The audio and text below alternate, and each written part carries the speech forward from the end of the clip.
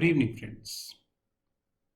This is Rahul Magan here as a Group Chief Executive Officer, Treasury Consulting and also a Venture Capitalist.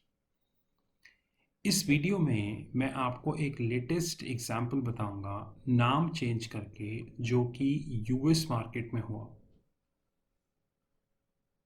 जिसे short squeeze कहा जाता है।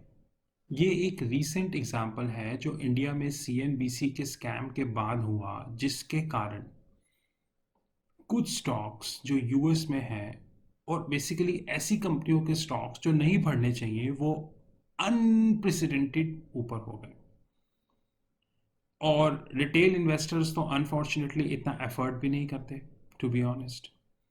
तो retail investors को इतना ज़्यादा पता नहीं होता और रिटेल इन्वेस्टर्स ने वो शेयर बाय किए और एंड रिजल्ट आपको पता होगा कि क्या हुआ। अब गाइस, ये पूरी वीडियो हिंदी में है, इसका इंग्लिश वर्जन भी लॉन्च किया गया है यूट्यूब चैनल पे। प्रॉब्लम हमारे सिस्टम में ये है कि हमें मार्केट कवरिंग, शॉर्ट कवरिंग और शॉर्ट स्क्वीज तीनों के बीच का डिफरेंस नहीं पता। जैसे अगर आज हम इंडियन इंडेक्सेस को देखें तो वो ऐसे ग्रो कर रहे हैं कि सब कुछ ठीक हो गया है, और आरबीआई खुद इस बात को मान रहा है कि सितंबर 21 तक इंडियन बैंक्स की नॉन परफॉर्मिंग असेट्स 13.5% तक जा सकती हैं। और ये तो आरबीआई कह रहा है। सरकारी से आंकड़े कितने स्ट्रांग होते हैं तो आपको पता ही है। और बैंक्स में नॉन परफॉर्मिंग असेट्स का क्या इशू है ये भी आपको पता है। और आपको ये जान के डाउट हो, मतलब आश्चर्य होगा कि इंडिया में अभी तक 200 बिलियन यूएस डॉलर्स, जो कि इंडियन जीडीपी का अराउंड 7.5% है, इतने अमाउंट का स्ट्रेस्ड असेट है। स्ट्रेस असेट होता है एक ऐसा असेट जिसके रिवाइवल के चांसेस कम होते हैं। अगर हम एक इंडियन लैंग्वेज में बात करें तो एक तरीके का नॉन परफॉर्मिंग असेट, यानी इंडियन जीडीपी का 7.5% इस टाइम स्ट्रेस असेट्स है। और insolvency and bankruptcy court almost पिछले एक साल से आउट ऑफ एक्शन है, एंड आई एम श्योर कि मार्च के बाद भी वो आउट ऑफ एक्शन होगा। तो एक साल का जो डेटा है वो उसके अंदर ऐड नहीं है, तो वो हमें पता नहीं। तो ये सारी सिचुएशन एक साल से पहले की है। अगर हम पेंडेमिक की सिचुएशन भी ऐड करें तो आप समझ जाएंगे। इसलिए मैं आपसे ये कहना चाहता हूँ कि जब भी मार्केट में स्टॉक्स अनएक्सपेक्टेडली मूव करते हैं तो हमें ये पता होना चाहिए कि शॉर्ट स्क्वीज भी हो सकती है। और ज़रूरी नहीं है कि शॉर्ट स्क्वीज यूएस में हुई है तो वो इंडिया में नहीं होगी। शॉर्ट स्क्वीज एक ऐसी चीज़ है जो कहीं पे भी हो सकती है, टू बी ऑनेस्ट। और ये इसे प्लांट करना कोई मुश्किल नहीं होता, समझने वाली बात होती है। आई होप ये वीडियो देख के आपको कुछ ज़रूर समझ में आएगा। Thank you. Have a great time है।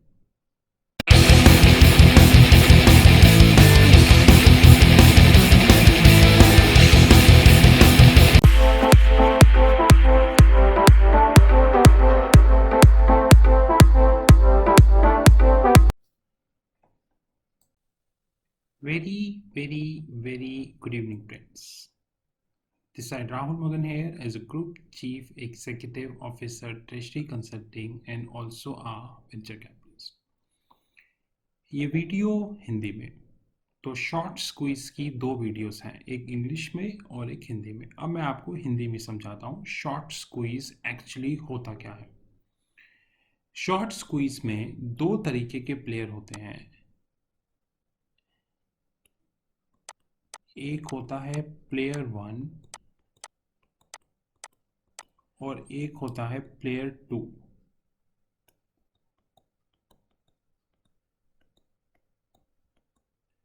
प्लेयर 2 एक ऐसा प्लेयर होता है जो वेट करता है, उस टाइम की वेट करता है जब वो शॉर्ट स्क्वीज करे। प्लेयर 1 एक ऐसा प्लेयर होता है जिसके कारण से शॉर्ट स्क्वीज ओरिजिनेट हो जाती है और वहीं पे सीन हो जाता है। अब मैं आपको एक चीज़ एग्जांपल देता हूँ। इसमें मैंने एक हिपोथेटिकल एग्जांपल क्रिएट किया है जो मैंने इंग्लिश में भी क्रिएट किया था। मान लेते हैं हम इस दुनिया के सबसे बड़े हेज फंड पिमको को लेते हैं। एक कंप्लीट एक हिपोथेटिकल एग्जांपल है, सिर्फ आपको समझाने के लिए। और इसके अंदर जो अंडरलाइंग स्टॉक है वो है टेस्ला। और टेस्ला का जो अभी करंट शेयर प्राइस है, जो अभी हमने मार्केट से लिया, $650 पर शेयर। इसके अंदर दो प्लेयर हैं।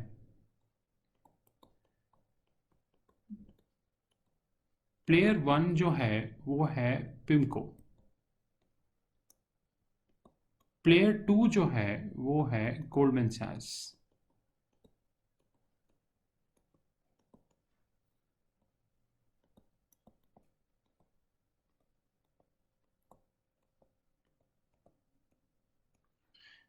अब पिमको को ऐसा लगता है कि टेस्ला का शेयर प्राइस जो अभी $650 पर शेयर है, वो रिड्यूस होके $150 पे आ जाएगा। ये उनकी अपनी रिसर्च बताती है। अब वो रिसर्च सही है नहीं है ये पता नहीं, मतलब जस्ट है हिपोथेटिकल एग्जांपल, उनको ऐसा लगता है कि ऐसा होगा। तो टेस्ला क्या करता है, पिमको क्या करता है, पिमको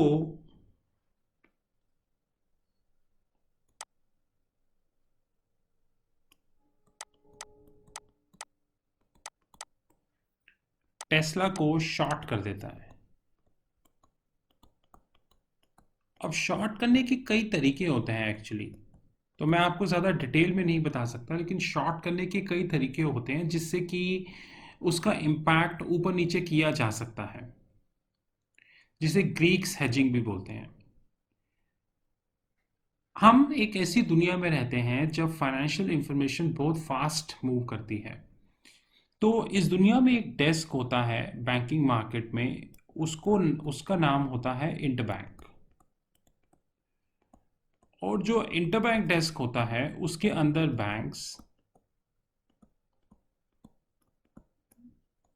hedge funds,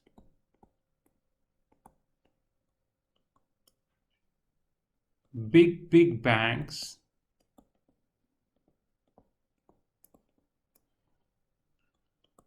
brokers,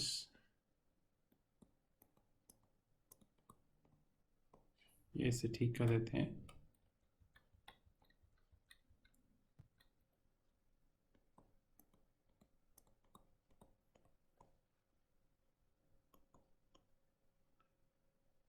non banking financial corporations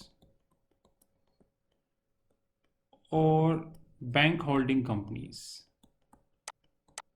ये सारे होते हैं।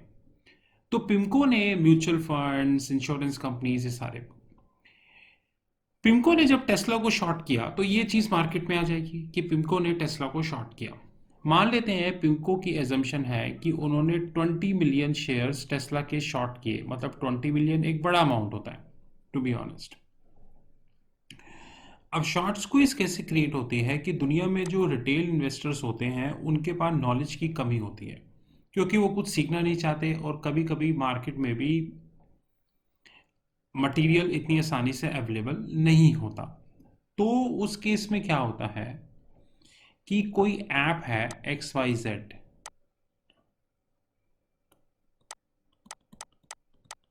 या फिर कोई फॉरम है, ऑनलाइन फॉरम, या फिर कोई WhatsApp group something like that है, वहाँ पे एक गलत सा मैसेज पास हो गया कि टेस्ला 1000 जाएगा। अब क्या होता है, एक मार्केट में एक सेटअप होता है, इनको संभालना बहुत मुश्किल होता है, और ये एक्चुअली आज के टाइम में आउट ऑफ कंट्रोल है। यही वो एक गलत इंफॉर्मेशन को फ्लोट करवाते हैं एक लार्ज स्केल पे। इनकी एक लॉबी होती है जो आपको कभी दिखेगी नहीं, उन्हें सब अकाउंट के नाम से बोला जाता है। ये सब अकाउंट मार्केट में जाएंगे और टेस्ला को बाय करना शुरू करेंगे। टेस्ला 650 से बढ़ के 750 पर शेयर हो जाएगा, शायद उससे भी ज्यादा। रिटेल इन्वेस्टर्स में एक फियर फैक्टर क्रिएट होगा कि टेस्ला ऊपर हो रहा है, इट मीन्स हमें टेस्ला को बाय करना चाहिए। तो ये जो रिटेल इन्वेस्टर्स हैं जो यहाँ बैठे हैं, ये रिटेल इन्वेस्टर्स इमीडिएटली मार्केट में आके बाय करेंगे, जिससे क्या होगा, टेस्ला सही में ही $1000 पर शेयर तक पहुंच जाएगा, जबकि इसकी एक्चुअल वर्थ 650 से भी नीचे है। ये भी बहुत लोगों को पता है। Just a hypothetical example. इसके बाद आता है प्लेयर नंबर सेकंड, और वो इससे ज्यादा इशू क्रिएट करता है। प्लेयर नंबर सेकंड को लगता है कि मार्केट के अंदर ऑलरेडी एक हाइप क्रिएट है और टेस्ला जो है वो $1000 पर शेयर है।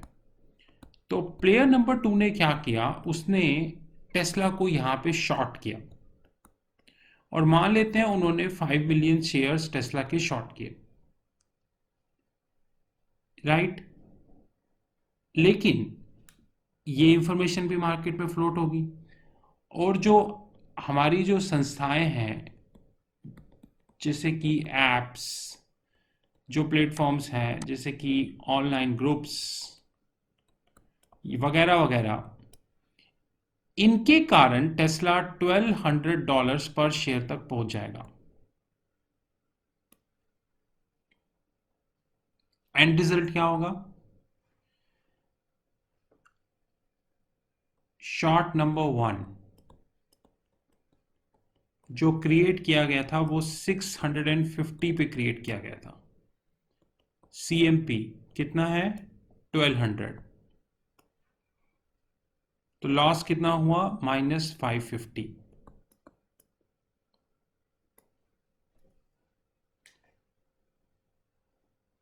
अब इसे ध्यान से देखिए,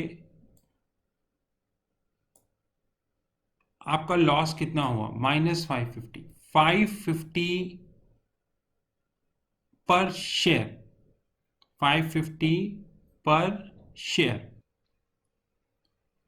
और लॉस 2 कितना हुआ?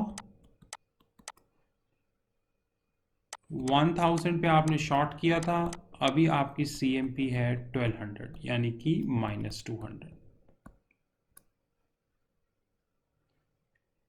इस लॉस की ग्रेविटी देखिए,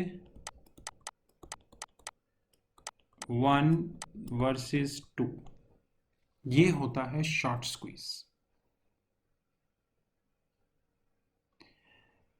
जिस app, online forum, venture capitalist, जिसने, मैं यहां पे लिखता हूं app, online forum, venture capitalist या किसी ग्रुप ने ये गलत न्यूज़ फैलाई, वो 1200 पे क्विट कर जाएगा और अपना प्रॉफिट बुक कर लेगा।